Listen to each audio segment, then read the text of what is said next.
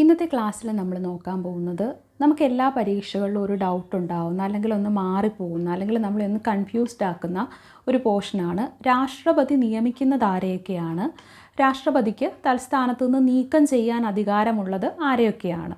ഇത് നമ്മളെ എപ്പോഴും ഒന്ന് കൺഫ്യൂസിങ് ആക്കുന്നതാണ്, മിക്കപ്പോഴും നമുക്ക് മാറിപ്പോകുന്നതാണ്. അതുകൊണ്ട് തന്നെ എന്താണ് ആ ഒരു ഭാഗം നമുക്കൊന്ന് വ്യക്തമായിട്ട് പഠിച്ചു പോകാം. രാഷ്ട്രപതി നിയമിക്കുന്നത് ആരെയൊക്കെയാണ്, അതുപോലെ തന്നെ നിയമിക്കുന്നതും നീക്കം ചെയ്യുന്നതും ആരെയെല്ലാമാണ് എന്നൊന്ന് നമുക്ക് നോക്കാം. രാഷ്ട്രപതി നിയമിക്കുന്നവരാണ്. പ്രധാനമന്ത്രിയെ നിയമിക്കുന്നത് രാഷ്ട്രപതിയാണ്. കേന്ദ്രമന്ത്രിമാരെ നിയമിക്കുന്നത് രാഷ്ട്രപതിയാണ്. അതുപോലെ സംസ്ഥാനങ്ങളിലേക്കുള്ള ഗവർണർമാരെ നിയമിക്കുന്നത് രാഷ്ട്രപതിയാണ്. സുപ്രീം കോടതി, ഹൈക്കോടതി, ചീഫ് ജസ്റ്റിസിനെയും അതുപോലെ ജഡ്ജിമാരെയും നിയമിക്കുന്നത് ആരാണ്? രാഷ്ട്രപതിയാണ്. കേന്ദ്ര ധനകാര്യ കമ്മീഷനെ നിയമിക്കുന്നത് രാഷ്ട്രപതിയാണ്. കേന്ദ്ര തിരഞ്ഞെടുപ്പ് കമ്മീഷനെ നിയമിക്കുന്നതും ആരാണ്? രാഷ്ട്രപതിയാണ്. CAG അഥവാ കൺട്രോളർ ആൻഡ് ഓഡിറ്റർ ജനറലിനെ നിയമിക്കുന്നത് ആരാണ്? രാഷ്ട്രപതിയാണ്. അറ്റോർണി ജനറലിനെ നിയമിക്കുന്നതും രാഷ്ട്രപതിയാണ്. കേന്ദ്രഭരണ പ്രദേശത്തെ ഭരണാധികാരികളെ നിയമിക്കുന്നത് ആരാണ്? രാഷ്ട്രപതിയാണ്. കേന്ദ്ര വിജിലൻസ് കമ്മീഷണറെ നിയമിക്കുന്നതും രാഷ്ട്രപതിയാണ്. കര, നാവിക, വ്യോമ, സംയുക്ത സേനാ മേധാവികളെ നിയമിക്കുന്നത് രാഷ്ട്രപതിയാണ്. ഓൾ ഇന്ത്യ സർവീസിലേക്കുള്ള അംഗങ്ങളെ നിയമിക്കുന്നത് ആരാ? രാഷ്ട്രപതിയാണ്. വിദേശ രാജ്യങ്ങളിലേക്കുള്ള അംബാസിഡർമാരെയും ഹൈക്കമ്മീഷണർമാരെയും നിയമിക്കുന്നതും രാഷ്ട്രപതിയാണ്. അപ്പോൾ ആരെയെല്ലാമാണ് രാഷ്ട്രപതിക്ക് നിയമിക്കാൻ അധികാരമുള്ളത് എന്ന് ചോദിച്ചാൽ പ്രധാനമന്ത്രി, കേന്ദ്രമന്ത്രിമാർ, ഗവർണർമാർ, സുപ്രീം കോടതി, ഹൈക്കോടതി ചീഫ് ജസ്റ്റിസ്, ജഡ്ജിമാർ, കേന്ദ്ര ധനകാര്യ കമ്മീഷൻ, കേന്ദ്ര തിരഞ്ഞെടുപ്പ് കമ്മീഷൻ, CAG അഥവാ controller and auditor general, attorney general, കേന്ദ്രഭരണ പ്രദേശത്തെ ഭരണാധികാരികൾ, കേന്ദ്ര വിജിലൻസ് കമ്മീഷണർ, കര, നാവിക, വ്യോമ, സംയുക്ത സേനാ മേധാവികളെ, ഓൾ ഇന്ത്യ സർവീസ് അംഗങ്ങളെ, വിദേശ രാജ്യങ്ങളിലേക്കുള്ള അംബാസിഡർമാരെ, ഹൈക്കമ്മീഷണർമാരെ എല്ലാം നിയമിക്കാനുള്ള അധികാരം ആർക്കാണ്? രാഷ്ട്രപതിക്കാണുള്ളത്. ഒന്നും കൂടി നമ്മൾ നോക്കുകയാണ്, കാരണം നമുക്കൊരു കാരണവശാലും മറന്നു പോകാൻ പാടില്ല. അതുകൊണ്ട് നമ്മൾ രാഷ്ട്രപതി നിയമിക്കുന്നവരാണ് പ്രധാനമന്ത്രി, കേന്ദ്രമന്ത്രിമാർ, ഗവർണർമാർ, സുപ്രീം കോടതി, ഹൈക്കോടതി ചീഫ് ജസ്റ്റിസിനെയും ജഡ്ജിമാരെയും, കേന്ദ്ര ധനകാര്യ കമ്മീഷൻ, അതുപോലെ കേന്ദ്ര തിരഞ്ഞെടുപ്പ് കമ്മീഷൻ, UPSC ചെയർമാനെയും അംഗങ്ങളെയും, അതിതിൽ വിട്ടുപോയി, UPSC ചെയർമാനെയും അംഗങ്ങളെയും.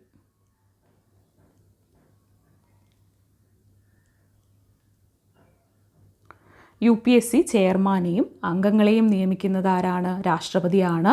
അതുപോലെ തന്നെ CAG, അറ്റോർണി ജനറൽ, കര, നാവിക, വ്യോമ, സംയുക്ത സേനാ മേധാവികൾ, കേന്ദ്ര വിജിലൻസ് കമ്മീഷണർ, പിന്നെ കേന്ദ്രഭരണ പ്രദേശത്തെ ഭരണാധികാരികൾ, വിദേശ രാജ്യങ്ങളിലേക്കുള്ള അംബാസിഡർമാരും ഹൈക്കമ്മീഷണർമാരെയും ഓൾ ഇന്ത്യ സർവീസിലെ അംഗങ്ങളെയും ഒക്കെ നിയമിക്കുന്നത് ആരാണ്? രാഷ്ട്രപതിയാണ്. ഇവിടെ നമ്മൾ തൊട്ട് മുമ്പ് പറയാൻ വിട്ടുപോയത് UPSC ചെയർമാൻ്റെ കാര്യമാണ്. UPSC യൂണിയൻ പബ്ലിക് സർവീസ് കമ്മീഷൻ്റെ ചെയർമാനെയും അംഗങ്ങളെയും നിയമിക്കുന്നതും രാഷ്ട്രപതിയാണ്. രാഷ്ട്രപതിക്ക് നീക്കം ചെയ്യാൻ അധികാരമുള്ളത് ആരെയൊക്കെയാണ്? ഗവർണറെ നീക്കം ചെയ്യാൻ അധികാരമുണ്ട് രാഷ്ട്രപതിക്ക്. ഓരോ സംസ്ഥാനത്തെയും ഗവർണർമാരെ നീക്കം ചെയ്യാനുള്ള അധികാരമുണ്ട്.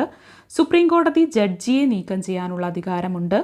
ഹൈക്കോടതി ജഡ്ജിയെ നീക്കം ചെയ്യാനുള്ള അധികാരമുണ്ട്. CAGയെ കൺട്രോളർ ആൻഡ് ഓഡിറ്റർ ജനറലിനെ നീക്കം ചെയ്യാനുള്ള അധികാരമുണ്ട്. അതുപോലെ UPSC ചെയർമാനെയും അംഗങ്ങളെയും നീക്കം ചെയ്യുവാനുള്ള അധികാരമുണ്ട്. ആർക്ക്? രാഷ്ട്രപതിക്ക്. സംസ്ഥാന PSCയുടെ ചെയർമാനെയും അംഗങ്ങളെയും നീക്കം ചെയ്യാനുള്ള അധികാരവും രാഷ്ട്രപതിക്കുണ്ട്. അറ്റോർണി ജനറലിനെ നീക്കം ചെയ്യാനുള്ള അധികാരമുണ്ട്. കേന്ദ്ര വിവരാവകാശ കമ്മീഷൻ്റെ ചെയർമാനെയും അംഗങ്ങളെയും നീക്കം ചെയ്യാനുള്ള അധികാരം ആർക്കാണ്? രാഷ്ട്രപതിക്കുണ്ട്. കേന്ദ്ര സംസ്ഥാന മനുഷ്യാവകാശ കമ്മീഷൻ ചെയർമാനെയും അംഗങ്ങളെയും, കേന്ദ്ര മനുഷ്യാവകാശ കമ്മീഷൻ്റെ ചെയർമാനെയും അംഗങ്ങളെയും നീക്കം ചെയ്യാം. അതുപോലെ സംസ്ഥാന മനുഷ്യാവകാശ കമ്മീഷൻ്റെ ചെയർമാനെയും അംഗങ്ങളെ എന്ത് ചെയ്യാം? നീക്കം ചെയ്യാനുള്ള അധികാരവും രാഷ്ട്രപതിക്കുണ്ട്. എപ്പോഴും നമ്മളോട് ചോദിക്കുന്നതാണ് രാഷ്ട്രപതിക്ക് നീക്കം ചെയ്യാൻ അധികാരമുള്ളത് ആരെയൊക്കെയാണെന്നും അല്ലെങ്കിൽ രാഷ്ട്രപതിക്ക് നിയമിക്കാൻ അധികാരമുള്ളത് ആരെയൊക്കെയാണെന്നും. അപ്പോൾ രാഷ്ട്രപതിക്ക് നീക്കം ചെയ്യാൻ അധികാരമുള്ളത് ആരൊക്കെയാണെന്ന് ഒന്നും കൂടി നോക്കുകയാണ്.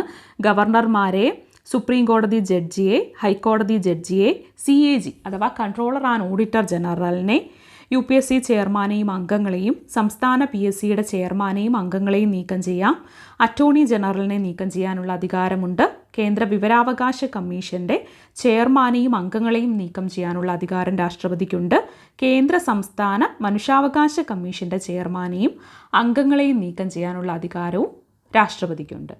ഒന്നും കൂടി എല്ലാം ഒന്ന് നോക്കാം. നമുക്ക് രാഷ്ട്രപതിക്ക് നിയമിക്കാൻ അധികാരമുള്ളത് പ്രധാനമന്ത്രിയെ, കേന്ദ്രമന്ത്രിമാരെ, അല്ലെങ്കിൽ രാഷ്ട്രപതി നിയമിക്കുന്നത് പ്രധാനമന്ത്രിയെ, കേന്ദ്രമന്ത്രിമാരെ, ഗവർണർമാരെ, സുപ്രീം കോടതി, ഹൈക്കോടതി ചീഫ് ജസ്റ്റിസിനെ, ജഡ്ജിമാരെ, കേന്ദ്ര ധനകാര്യ കമ്മീഷൻ, കേന്ദ്ര തിരഞ്ഞെടുപ്പ് കമ്മീഷൻ, CAG, അറ്റോർണി ജനറൽ, കേന്ദ്രഭരണ പ്രദേശത്തെ ഭരണാധികാരികൾ, കേന്ദ്ര വിജിലൻസ് കമ്മീഷണർ, കര, നാവിക, വ്യോമ, സംയുക്ത സേനാ മേധാവികളെ, ഓൾ ഇന്ത്യ സർവീസ് അംഗങ്ങളെ, വിദേശ രാജ്യങ്ങളിലേക്കുള്ള അംബാസിഡർമാരെയും ഹൈക്കമ്മീഷണർമാരെയും, UPSCയുടെ ചെയർമാനെയും UPSC അംഗങ്ങളെയും. അതുപോലെ രാഷ്ട്രപതിക്ക് നീക്കം ചെയ്യാൻ അധികാരമുള്ളത് ഗവർണറിനെ, സുപ്രീം കോടതി ജഡ്ജിയെ, ഹൈക്കോടതി ജഡ്ജിയെ, CAG കൺട്രോളർ ആൻഡ് ഓഡിറ്റർ ജനറലിനെ, UPSCയുടെ ചെയർമാനെയും മറ്റംഗങ്ങളെയും, സംസ്ഥാന PSCയുടെ ചെയർമാനെയും അംഗങ്ങളെയും, അറ്റോർണി ജനറലിനെ, കേന്ദ്ര വിവരാവകാശ കമ്മീഷൻ്റെ ചെയർമാനെയും അംഗങ്ങളെയും, അതുപോലെ കേന്ദ്ര സംസ്ഥാന മനുഷ്യാവകാശ കമ്മീഷൻ്റെ ചെയർമാനെയും അംഗങ്ങളെയും. ഇത്രയും പേരെ നീക്കം ചെയ്യാനുമാണ് രാഷ്ട്രപതിക്ക് അധികാരമുള്ളത്. ആവർത്തിച്ച് കേൾക്കുക. എപ്പോഴും പറയുന്നത് പോലെ എത്ര തവണ കേൾക്കാൻ പറ്റുന്നോ അത്രയും തവണ കേൾക്കാൻ ശ്രമിക്കുക. അതോടെ നിങ്ങളുടെ മനസ്സിലേക്ക് ഇത് നന്നായിട്ട് പതിയും. പിന്നെ പരീക്ഷയിൽ നമ്മൾക്കിതൊരു കൺഫ്യൂസിങ് ഫാക്റ്റായിട്ട് ഇരിക്കില്ല. നമുക്ക് കൃത്യമായി ആൻസർ ചെയ്യാൻ സാധിക്കും. അപ്പോൾ കൂടുതൽ ഇൻഫർമേറ്റീവായിട്ടുള്ള കാര്യങ്ങളുമായിട്ട് നമുക്ക് മറ്റൊരു എപ്പിസോഡിൽ കാണാം.